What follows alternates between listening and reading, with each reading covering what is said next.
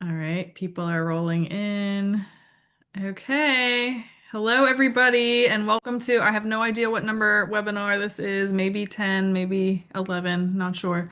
I'm Danielle Kohler, and this is Becky Hilliker, our executive editor. Once again, I have strong-armed her into participating in one of these.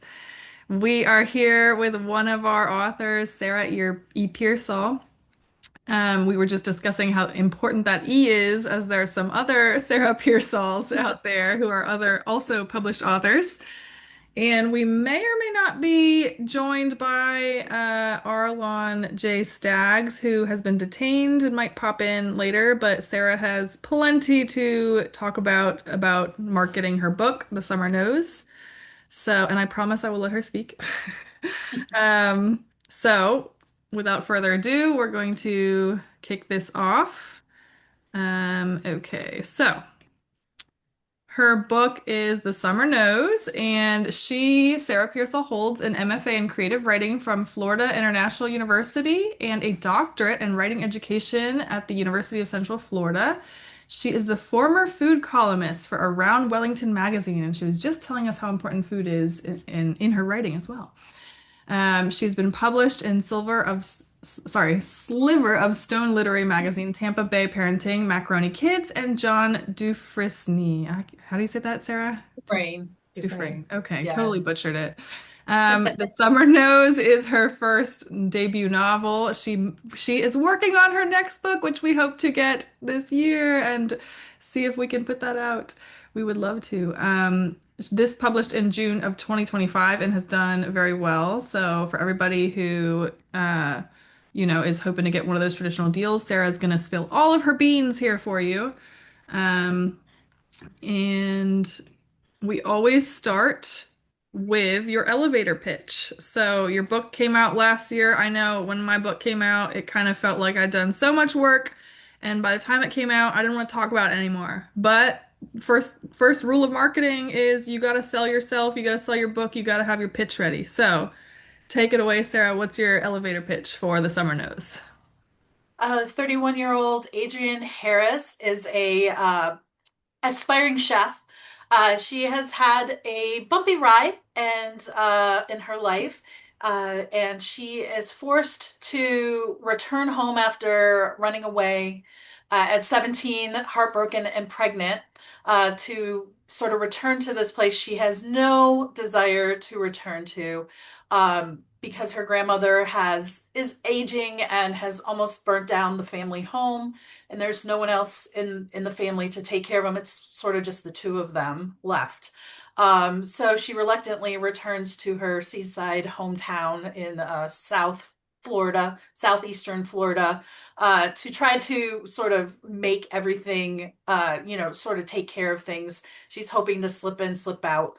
But unfortunately, when she returns, she's faced with meeting, sort of reconnecting with the boy next door who was the love of her life, and having it found out that her daughter is actually his daughter, which she has kept from him, for about 14 years, since running away at 17. So now home, she wants to leave as quickly as possible, but she's sort of pulled in back into this eccentric, sort of quirky little seaside town, and is faced with trying to repair the relationship with her daughter, as her daughter is now finding out, who her father is, and also sort of having to sort of re-examine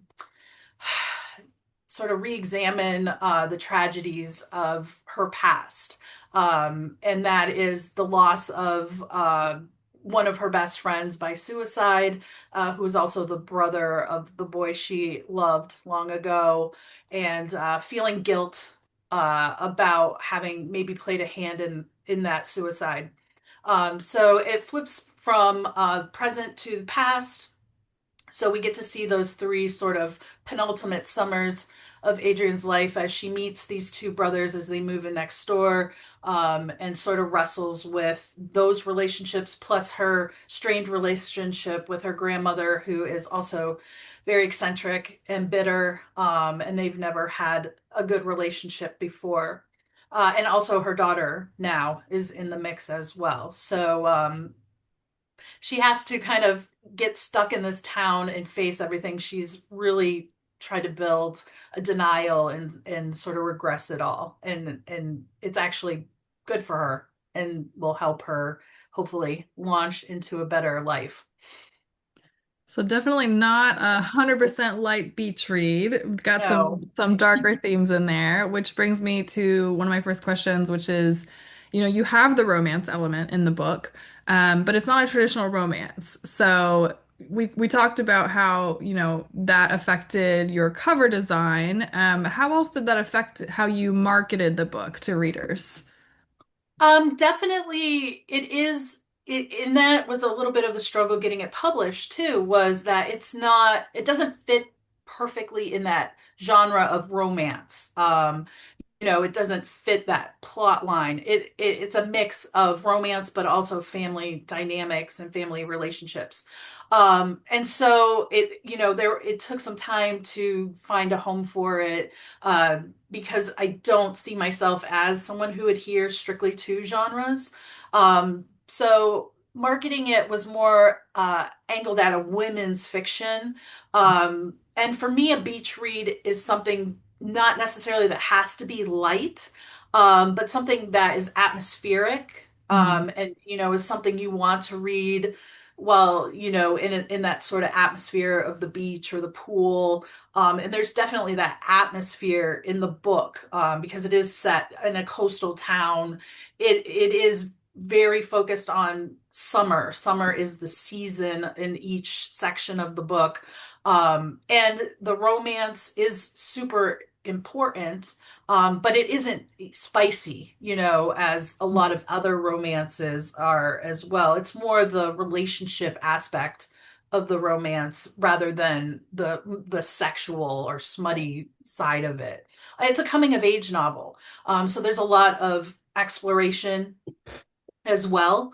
And so my mind frame was to kind of see it as that sort of honest portrayal of coming of age, not just in the romance category, but as a human, as an adult, as a person with relationships in the family and beyond. Real quick, sorry, Becky. Oh, I wanted to share the cover again because we talked okay. about Yeah. everything that you're talking about. We talked about how kind of book covers have changed, and so Arlen, who may or may not show up, is doing kind of more of these trendier covers that are cartoony and, like you're saying, are maybe a little bit spicier, which is kind of funny because why are we using cartoon characters on a spicy book? But you His actively book's not chose spicy. not to do that. So can you talk, and I think this is marketing. You have to think about this, in the design phase. So can you kind of talk about why you saw that that was happening, you saw that was trending, and you said, I don't want to go down that route. Since I am such a big fan of women's fiction, coming of age, and beach reads, I really hearkened back sort of to a later or an earlier trend, which, and there were several novels that I really loved and considered a beach read that were more in line with mine. There was romance, but there wasn't the spiciness. There was also that family dynamic or relationship.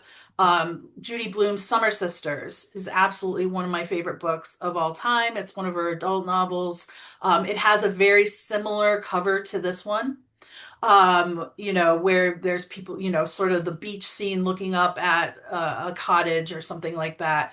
And there was a couple other books. I think one of them's Ellen Hildebrand's, and maybe a Mary Kay Andrews, where they had those really muted, summery colors, and that beach scene. And I really like that, because the book is more serious, as Kirkus Review states. It is not a light-hearted novel. And so the trend where you have that more cartoony, uh, cover just didn't fit. I wanted it to feel atmospheric and there to be that sort of element of longing that and angst that kind of Mhm. comes with coming of age. And I think we really hit it out of the park. We have gotten so many compliments it catches people's eyes, makes people stop at book festivals, and the first thing out of their mouth is always, potential readers is like, "This is such a beautiful cover. It caught my eye," and that it draws them in. So I feel like, that what I wanted really does speak to those readers I'm trying to connect with. Mhm. Um, so we're going to come back to the book festivals in just a minute, but I wanted to continue on the same vein about the idea of, Summer is almost like a character in the book. And, there's lots of, authors are kind of always looking at their work and thinking, what are some extensions or through lines here that I might be able to use? So your book debuted in June. Mhm. But that's, when a book debuts, it's kind of different from what you're looking at marketing wise. So now we're coming up on another summer. Mhm. How are you changing your marketing tactics, or are you have an eye toward the summer this year Oh, on yeah. how you want to do a particular push to take advantage of that? What are you looking at? Definitely. Through the winter, I really focused on this idea of like have a taste of summer. In the winter, especially, I live in super northern Michigan now, so winter is not, an easy time to sell summery books. But definitely going into the spring, the book tour festival events are kicking up. I have one on Saturday, sort of the first one kickstarting the spring, and everything, but definitely playing to that summery vibe, and sort of creating any of my visuals or marketing things that, are very atmospheric, very similar to the book. And playing on that sort of beach read, vacation book feel, and also the way I decorate has also gotten a lot of compliments at like book festivals and fairs because I've taken a lot of time to create a very specific aesthetic for sort of my stall when I'm at a book fair or a book event, and use playing on those colors, even dressing very summery and beachy. I have one of my turquoise shirts on. One of my friends said, "You should dress the part as well." So just sort of portraying myself as sort of the same vibe I want the book to sort of give off. And using like shells and turquoises and blues and all of that fun stuff. So definitely playing up that summer, vibe is has been really important in the marketing. I did forget to mention if anybody has questions, there's a Q&A feature at the bottom, so you can leave your questions there and we will oh no, is it not here? Do you guys see it? There I see should be. Oh chat. yeah, it is there. Okay, there should be a Q&A. I think you might have to click on more. Let me see. Yeah, I can see it. Can you guys see it? I don't know. Oh, if Um, I click on more, I get Q&A. okay, if you click on more, you might have to click on more, but there should be a Q&A feature there. Okay, can you tell us a little bit about more about book fairs, festivals? We usually spend a lot of time talking about social media, which we will get to with you, but clearly being at in-person events has played a big role in you selling your book. So can you talk to us Yeah. about how you go about doing that, where you find the places, if it's worth it? It's a lot of time and money. Is it worth it? And everything it implies. Yeah. One thing that really, I can't remember, I was reading an interview with an author who's pretty famous, I can't exactly remember who, but was saying how important doing book signings and, book events was, even for her, sometimes maybe one or two people would show up, but it was about getting that connection with the readers, and it's a chain reaction, because maybe you only get a couple people stopping by to chat with you or to sign a book or buy a book, especially, being a new author on the scene, and trying to build your readership. But then they, read the book and share it with a friend. And so there is that sort of trickle down effect as well. And I see it happening and I really enjoy speaking with my readers and getting to talk about the book. Um, So I've done fairly well at the at different book events. I joined a couple of the social media pages for book signings and book events in Michigan and also in Florida because I am from Florida and that's where the book takes place. So I have sort of tried to attend ones that aren't ridiculously expensive to purchase a table at. Local ones. A lot of times libraries put them on and they only ask for maybe 20 or $30 for a table space, which is pretty great. Maybe not the bigger ones that are really eye-wateringly expensive. Mm. You kind of have to investigate and make sure there's good foot traffic. They're promoting and marketing the festival well, and you have to make those decisions if you feel, the price of entry is worth it. But there's lots of free ones too. I learned that Barnes and Noble is happy to have you come in and sign books for free. And they have a specific roster to put you on as an author. You just have to call each individual branch. And they're happy and they do a consignment agreement where you bring in books, people buy them at the register, and then they give you, a check at the end of your day. And they're thrilled to have writers come in and they know how to handle all of that. So I call bookstores and libraries and ask them if they'd like me to come in and do like a reading. A lot of times they don't even want a reading. They just want you to come in and sign books and talk about them. And things like that. So I'm very extroverted and very like salesperson-y. So I have no qualms reaching out to bookstores and libraries and emailing them and calling them and just telling them, I'm an author. This is, I'd love to come in and spend some time, um, you know, promoting my book. I've also been doing that just with the libraries asking them to carry my book. But the festivals have been great. I've actually really had more of a response going to them than I thought I would. But as you know, being a writer, and a lot of my friends are also writers. I know how few people actually care about people's writing. And so, I went in with really low expectations, but I would say on average, I sell about 20 books per festival, and I'm really excited about that. It's 20 people I Mm. get to talk to.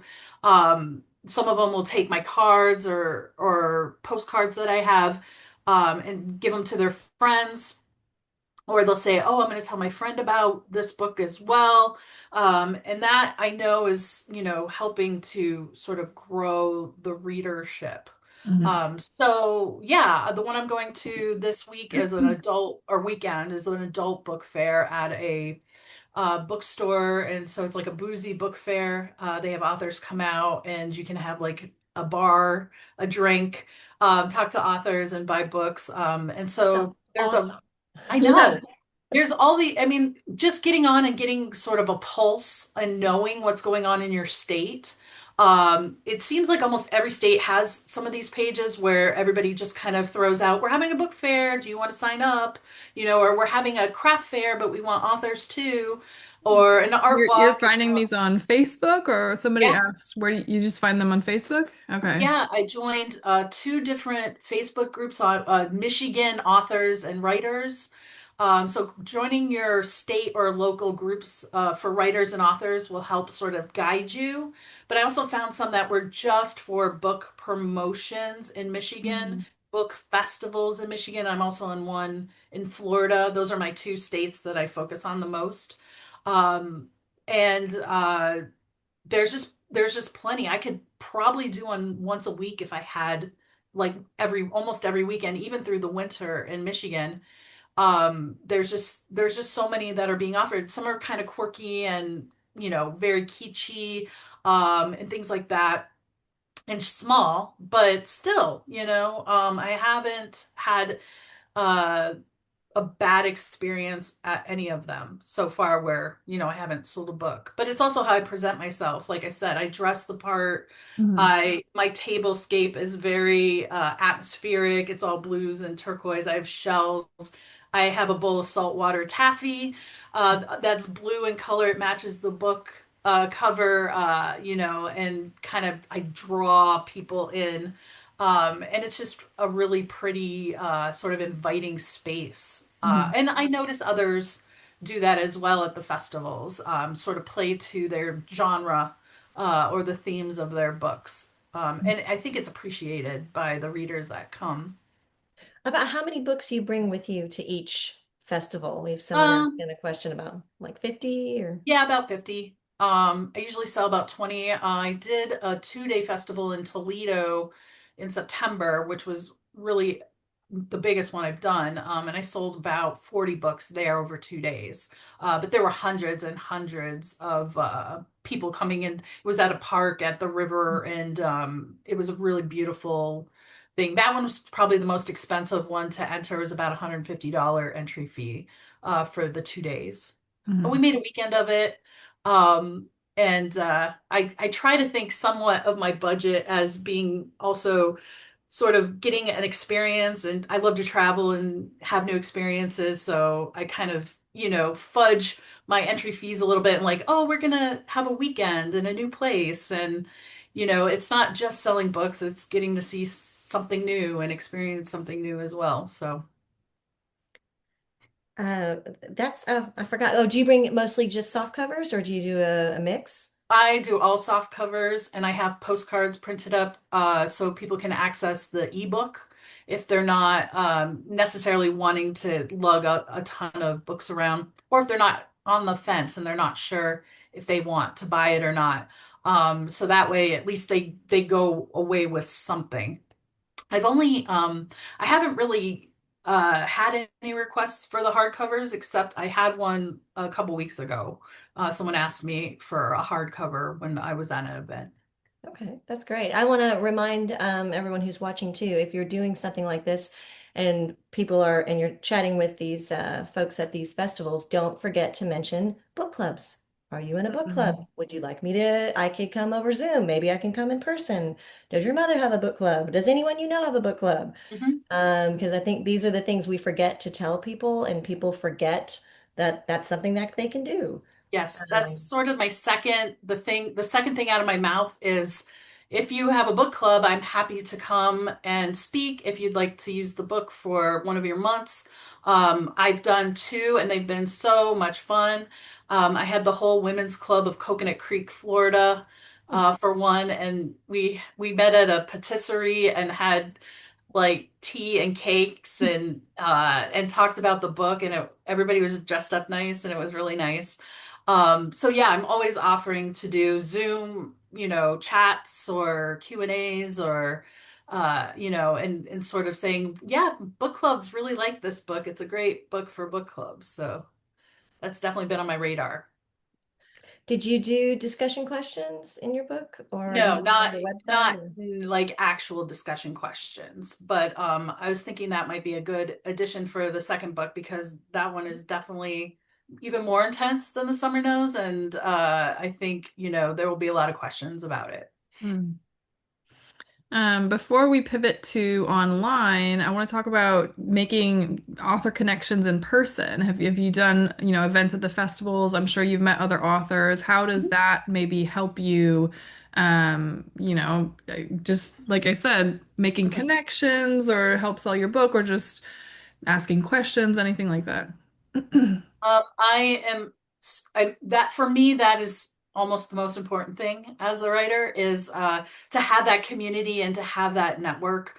Um, since I have an MFA, I was in a creative writing program, and we are a very tight-knit group of writers still to this day that are always advocating and supporting one another. In fact, one of my really good friends got me connected with the book club, she's a poet, and got me that gig with the first book club, and also got me, on a couple different panels to talk about my writing, that's gold. I mean, those were opportunities I wouldn't have had without connections to other authors. So for me, I'm always, especially at the festivals, I'm always making my rounds. So I always take my husband or one of my sons so they can babysit, and I always make the rounds, introduce myself to everybody at the book fairs and the book festivals.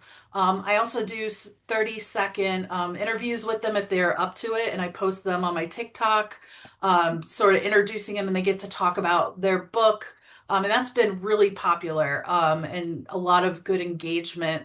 Uh, because I am an advocate, I am an ally, I am, a patron of other authors, and I want their support, and I want to give them my support. And for me, really, I don't think I would have the success so far with my debut novel if I didn't already have that sort of network of very supportive colleagues and authors, and already sort of have my toe in that author world, because they have been supportive and helped me, and I've done my best to be supportive and help them as well.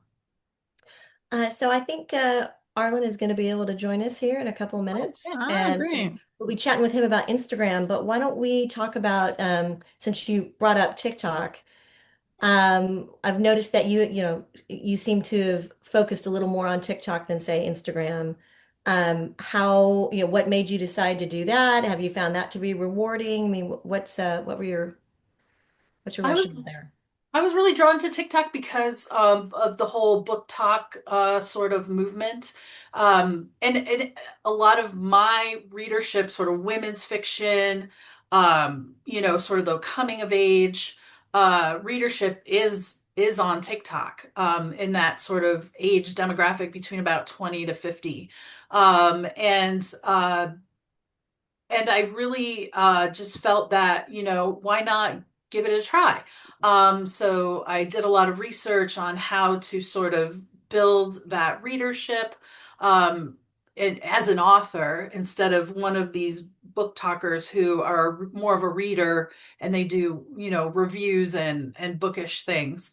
And just to try to use a different type of sort of platform that isn't so text-based, in a way and I've never had a trouble being on screen or talking in front of people and things like that. So it worked well for me, as a way to sort of share my writer life as well and give insight into, how I see the world and how I get inspiration. And I travel a lot, and food's a big thing.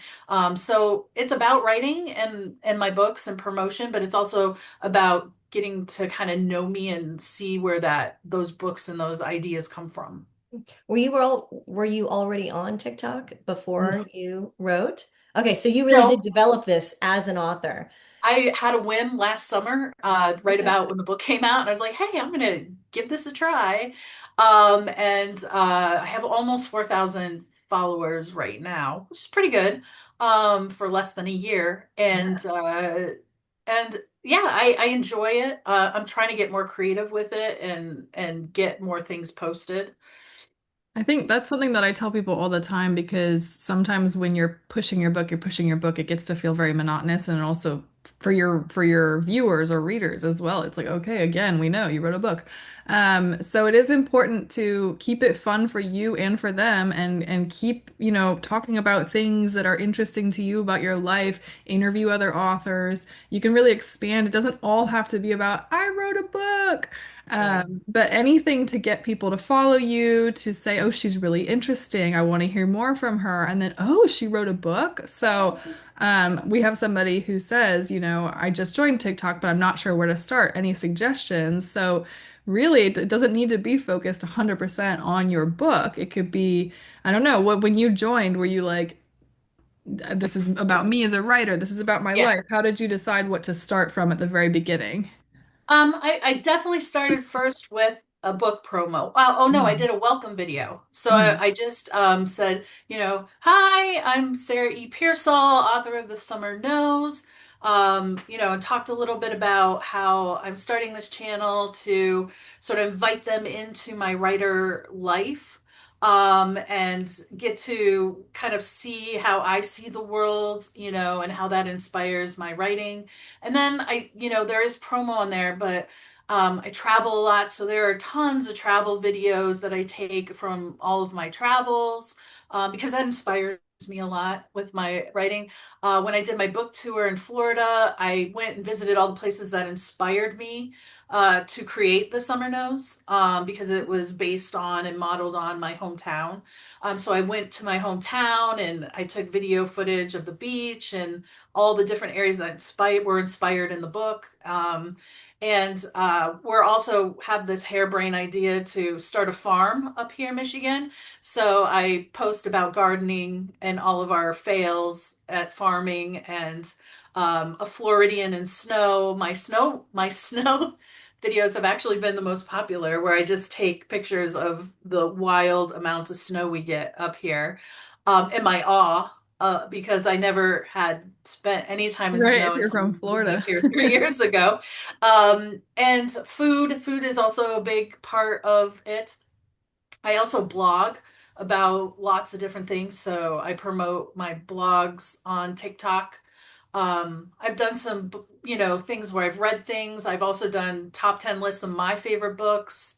And I've done the indie author interviews, which have been really popular, and things like that. So I'm just trying to sort of let them see who I am, and what I get excited about, and also my love for writing and books. I am a voracious reader. I had COVID for the past 2 weeks. I finally am recovered. I Wow. read about 28 books in those 2 weeks, just trying to recover. So I am constantly. So, I like to share the books I love. And I am just a super lover and romantic about being a writer. And I like that's basically my focus on TikTok, is not promoting the book, but I do throw out like this. I promoted that I'd be on the webinar. I posted that I'm going to be at this boozy book fair on Saturday, but I try to keep a balance. Mhm. You know, So when you blog, do you blog on Substack or? I blog through Squarespace. I've been thinking about Substack though, because all my writer friends are like, everything is about Substack. But yeah, I just started the blog because John Kohler, encourages all of us, at Kohler to keep that blog, and I enjoy blogging as well. So I'll write a blog, I'll post it on my blog, but I'll share a screenshot of the blog and the image, that goes with the blog, and I'll put on TikTok with music, and a little blurb like, do you like, and I'll be ranting about a show or a book or something that inspires me, and try to get, to draw people to the blog as well. Oh, I hadn't heard that approach. That's interesting. That's something I'm Um, trying. No, there's something for everybody. For those who don't know, Substack is kind of like a mix between a blog and a newsletter. So, people can subscribe, and then when you write a new post, they'll get a notification. For anybody who doesn't have that, another thing that I always recommend is just a newsletter. So get people to sign up, because that's something that, unlike social media, where you have the algorithm and you don't know if you have, let's say you have 4,000 followers, you don't know what percent of those are actually seeing your content. With a newsletter, okay, if 4,000 people signed up, it's at least hitting their inbox. You can't say if they're going to open it or not, but so I always recommend that. Lots of options out there, MailChimp, Constant Contact, etc. But Substack is one that's trending in the writing world nowadays. So if anybody's interested in blogging or having a newsletter, check that out for sure. Yeah, I'm working on starting a newsletter right now. I've been collecting names at the book fairs. Just have a legal pad, and ask them if they want to be part of the newsletter. And starting to talk up that second book as well. Like I will, that way Oh, you'll know when the second book comes out if you want, and you can keep updated. So, yeah, that's something, sort of my next step is the newsletter. That's a smart idea, kind of teasing a new book, because that's Mhm. going to keep people engaged. Oh yeah, I have Uh, people already messaging me going, "How's it going? When's it coming out?" They're hungry for it. So, I Can always you talk? tell people, oh, sorry. No, no, go ahead. I was gonna say when authors have a second book coming out, I tell them one thing they can do is we can drop the price of your ebook to 99 cents. Now, of course, you're not gonna make a lot of money on that sale, but if you're having, even if it's not a sequel, it doesn't have to be a sequel. It can build buzz from your first book, and then they see your first book already is going to have a lot of reviews, right? So they're more likely to buy it, even if they don't know your name. They get a taste for your writing, and then, oh, she has another book that came out. Okay, that book's not 99 cents, but I really liked her first one. So hopefully you get the sale for the second one. So that's something that you could do when your second book comes out. Even for people who don't have two books, you can do a 99-cent sale. Yeah. Absolutely.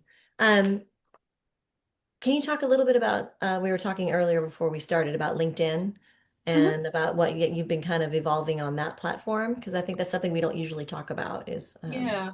My and how you're mindset using it. for because now LinkedIn the news feed is pretty popular on LinkedIn as a way to it's sort of the professional Facebook now where you can post and share your accomplishments, your achievements, or events that are sort of coming up more in a professional sort of network way. But that really piggybacks on this idea of creating a good network of Oh, colleagues, other writers and authors that you're speaking of connected colleagues. to.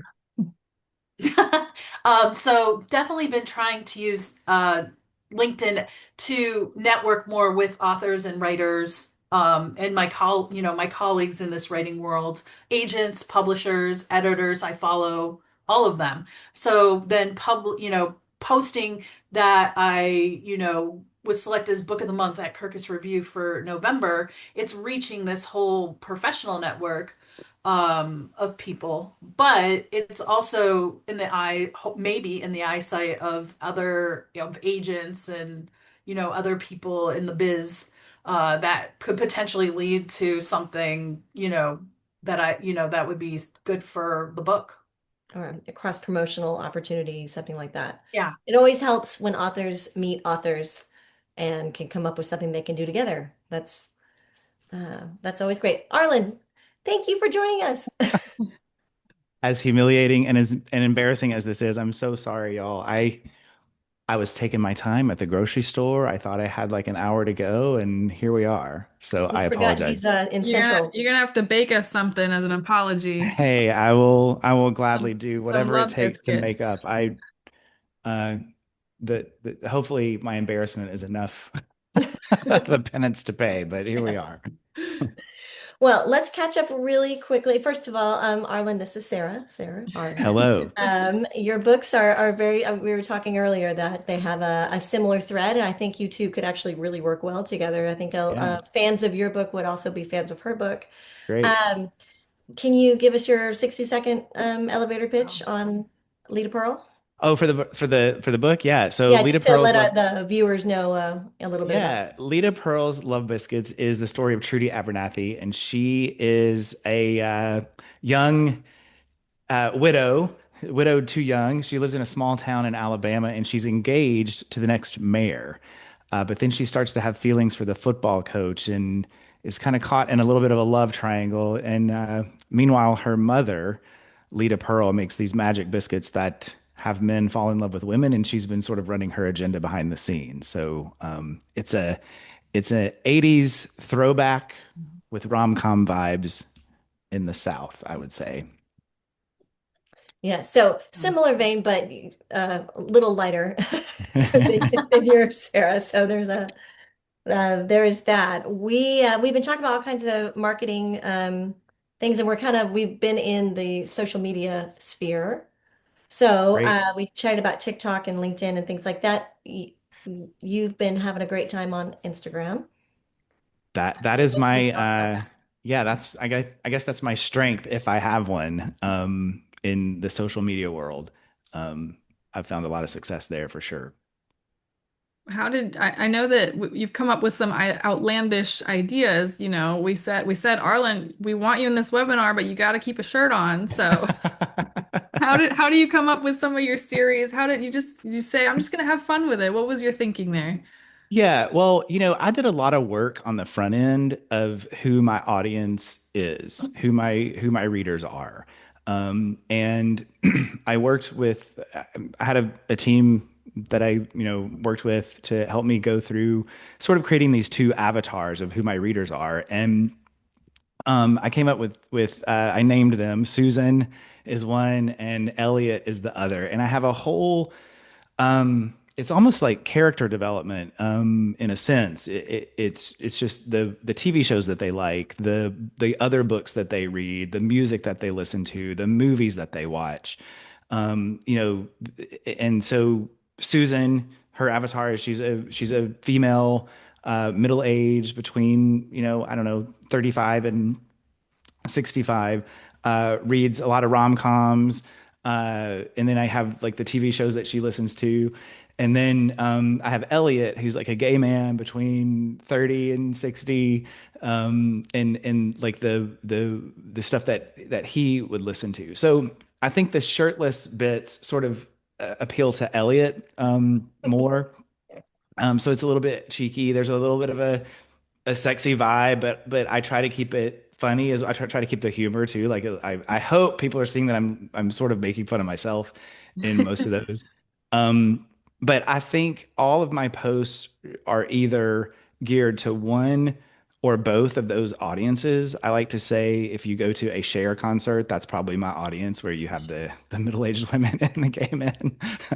um, but that's where that came from, is sort of that Elliot, they're into fitness. They stop scrolling when there's a shirtless man and they want to see what that's about. And so it's more of a strategic, how can I get you to stop scrolling and listen to what I have to say, play, Huh. than anything else. How can I compete with all the other people out there? Yeah. Exactly. Yeah. Absolutely. Well, it works for me. I have never heard of that approach before about making these avatars of your readers. That is such an interesting idea. I like that. Yeah, that I is think that great. really personalizes it and helps you kind of focus in and hone in on what could I do that would get their attention. Well, and I think more importantly, it helps me eliminate some ideas that I have. So if Mhm. it's not something that I think is going to have either Elliot or Susan scroll and stop scrolling and, either follow or, click the link or buy the book or whatever it is I'm asking them to do, then I won't put it on my social media. So I think Mm. it, and I think that probably is more valuable than trying to think of the next thing. Eliminating what shouldn't be there. I think it will keep, at least it keeps me focused and um, consistent. I wanted to jump back. We chatted with Sarah. She does a lot of in-person events at book fairs and things like that. And you've been doing a lot of in-person events at like stores and local businesses and things like that. What can you tell us about that experience? Has that been valuable? Are you enjoying that? What is? I love it. There is one, I mean, one advantage I have is I developed a relationship with a local bookstore here in a little area called Seaside on 30A in Florida, which is a high tourist area. So it's a little neighborhood of just pretty much all Airbnbs, and there's this great bookstore that is just packed with people all the time. Especially during the high season, and they allow local authors to come and be on the porch, and of course they take a cut of the book and um but what's great about the bookstores is people are already there to buy a book. It's you don't have to they're there to buy the product that you have. And so people I find, and even as a reader, I know this. If I can talk to an author, I want their book. I just, if I Mm. meet the author, I want their book. And if I have met the author, 9 times out of 10, I like reading the book. Even if, I mean, I've liked a lot of books that had I not met the author, I might not have liked the book. So I think that's a benefit too. Um, but the bookstores were basically just cold calling. I just had to reach out and either email. A lot of them will have a form that you can fill out on your website. I will say this, the other side of that coin is I've been rejected a lot by a lot of bookstores as well. So um, there's one, well, not rejected, but just ignored. So there's a lot of bookstores that just haven't gotten back, including one in my hometown, which kind of hurt my feelings, but what can you do? Yeah, And you, we sorry, Becky, I'm sorry, gonna cut you off all day. You go for it. that's right. Now, I was just going to ask for people who are wondering, do you bring a mix of hardcover and softcover? About how many books do you bring to each event? Um, I'm reliable to sell 20 books at this bookstore that's in town here, the one that I've developed a relationship with. But I'm also very aggressive, so I don't sit behind a table.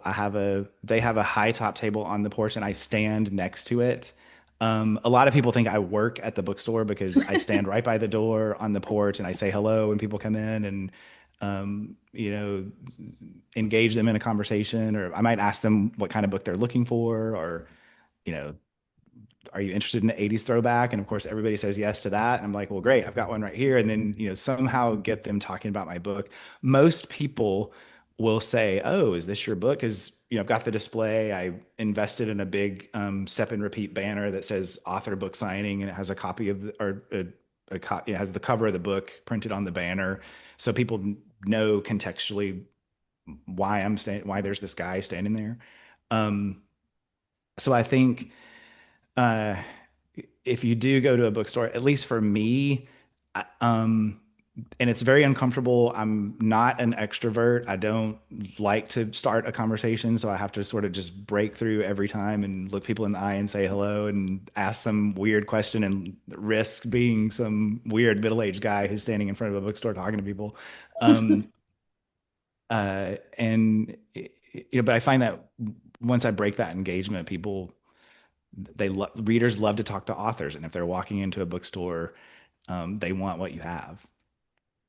Yeah, you just answered somebody's question. They said advice for feeling nervous when starting up. I was literally going to ask that question and say, so you're both extroverts, right? So it's really interesting that you said I'm not an extrovert. So, I mean, you had to push yourself to go out and do this. So, is there any advice you have for somebody who's feeling especially nervous for putting themselves out there? I, Either Sarah, one I of don't you. know. Sarah, Yeah, you're no, welcome I to. don't. I just because I'm nervous every time, and it gets easier as I go. So like the first hour, I'm weird or whatever, and you have to be willing to let people, um, roll their eyes and kind of walk past you and just be over it. But I don't think for me, it doesn't ever get more comfortable, and I'm exhausted by the end of the day, and I think that's the introvert part coming out. Like I'd have to just go to bed. I'm done Mm. after 4 hours on the porch. Um, so that's me. I don't know if Sarah has a different take or not. No, I'm 100% extrovert. I don't have any of those issues, but I mean, still, you have to sort of we have a saying as teachers, we teach on a borrowed license, which means we might not know everything, but we have to pretend that we sort of have it together. And, especially when you're first starting out teaching something new. Not that we're know-it-alls, but that we have command of the situation. Mm, And I think there is imposter syndrome, no matter how confident or extroverted you are. As a writer, we are always feeling imposter syndrome that we're not good enough, that our stuff is, this is all fluke, this is luck, to a certain extent. That's how our brains work for the primarily. So there's always that moment where you're like, yeah, I'm an author, like sometimes like it's hard to even say that, because it sounds like I don't know, that I'm faking yeah. it. But yeah, you have to kind of author on a borrowed license at first, and sort of fake it till you make it. And sort of make yourself pretend that you know what you're doing and have confidence for sort of selling yourself and your book. I think the answer to the question, tell me about your book or what is your book about, has got to be, it's got to roll off your tongue Mm. like it, like I can't think of the right metaphor, but it's got to roll off your tongue like something that really rolls off your tongue really well. If you don't have that answer ready to go, because every single person's going to ask you that question, and if you're not ready to answer it cogently and convincingly, you're not going to sell a book. Mm. Oh, can I add something? One Yes, of thing I course. have found is to because this is what happens when you query agents anyways. They want to Mm, know what your work is similar to that has been successful. um so piggybacking helps, especially with that question, what is your book about? I always throw in somewhere in that elevator pitch, I didn't this time, but that it's very similar to The Summer I Turned Pretty, but more of an adult version, Mm. yeah. because that is so wildly popular right now. With the success of the TV series, there's a movie coming out. And it's not that they're perfectly similar, but it's a coming of age, right? There's romance elements, family dynamics. And then they're like, oh, I love The Summer I Turned Pretty. And that sort of already gets that instant sort of like, oh, I probably want to read this and see, because it sounds like something I like. So being able to make connections to books that are similar to yours, also Mm, I think is a great marketing element. Hmm. And I think it is important to try to keep those books within the last few years, maybe Yes, 5 years tops, see what's has to be trending. current. Yeah. Yes. Hmm. yeah, for sure. Okay, Sarah, let's talk about your Kirkus review. Mm, So, Becky has been desperately trying, Kirkus has this new arm, right? Mhm. So, originally, Kirkus was this big, publishing name that publishers would send in their books and try to get a good review. And I don't know when they started doing these paid reviews for authors, but ever since they did, we can't get their attention anymore. So, us as and we tell authors that we say, hey, you want a Kirkus review, you're gonna have to pay because we're a smaller indie publisher and we have yet to get their attention. So I don't know if I want to call it luck or what, but I mean, they gave you a star, they gave you a feature in the magazine. How did you do it? So actually I've had two features, not to be egotistical or anything, but it is a huge investment. Hmm. You can get those initial reviews, but you have to submit your arc like 6 months prior to your launch. So they have very strict sort of guidelines if you want to get into like the Kirkus review. And it is a major investment. It is not something that everybody can do their paid version. And they only promise with the paid version an online honest review. So you're still, they can give you a bad review and you're paying hundreds of dollars Hmm. for it. mm, And they make that very clear when you start working with them. It all came, I mean, when the first review came out online, I was very happy with it. It's not too lengthy or anything. But then they contacted me and said that, it's getting a starred review, which doesn't happen a lot in the paid realm. And then they wanted to feature as one of the books of the month for November for their indie section in the magazine. Um, but the Starred review came out in their October edition, and then the Book of the Month selection came out in their November issue, which is also their Best Books of the Year issue. So my book has been included also in the Best Books of the Year edition. So that was all based on merit of the book. That was not part of, even the people I've been working with at Kirkus, emailed me and said, listen, this doesn't happen Hmm. normally. So it's a gamble, and it is still based on merit how far your book gets. But yeah, it's not a common occurrence for those things to happen. But they even said one of the women I was working with said like someone really fell in love with your book over here, and it kind of pushed it around to everybody. But I would say that because of the success, and the fondness the book has garnered at Kirkus, um, that now I have sort of a foot in the door for maybe getting that earlier review prior to the Mm. launch of my second book, Mm. because I already have that dialogue and that connection with them now. So for me, every penny of that paid review was absolutely worth it because that has been the biggest, next to my BookBub deal that I got. Those two have been the biggest marketing advantages that I've had with this debut novel. Yeah, BookBub can also be a big investment. And often, did we drop your book to 99 cents for the BookBub? Yeah, it wasn't a Yeah. US promotion, but I had Okay. Canada, the UK, and Australia. Okay. That promotion bumped me to top 10 in those three countries Mm. Wow. for the week or whatever the time was that I was on that BookBub. So now I'm wildly popular in Australia, apparently. Um, and Canada.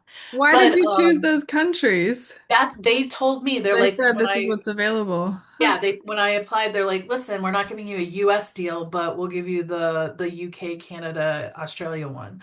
And again, you have to pay a certain commission once you have that deal with them based on, I don't know, their statistical logistics and stuff. But yeah, I mean that gave me a huge boost. We dropped it to 99 cents or the equivalent in Yeah. those currencies, yeah. And that was What, Arlen, we only have a few more minutes, so we want to jump in. What do you guys think was your best marketing decision or gave you the best bang for your buck so far? You're still going. Mm. book club. The book Book club. clubs. Yeah. Yeah. Yeah, I had the book club had 200 people in it and they all bought Wow. a copy of the book. But how was that a marketing choice?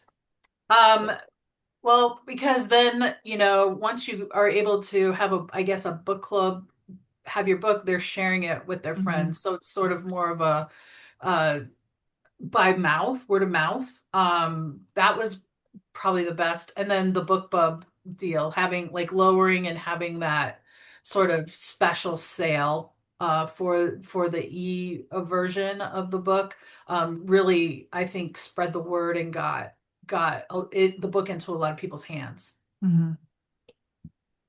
So that book club, how did you reach them? The 200 member? Through my author network. My Okay. one of my So, author friends got me connected with them okay.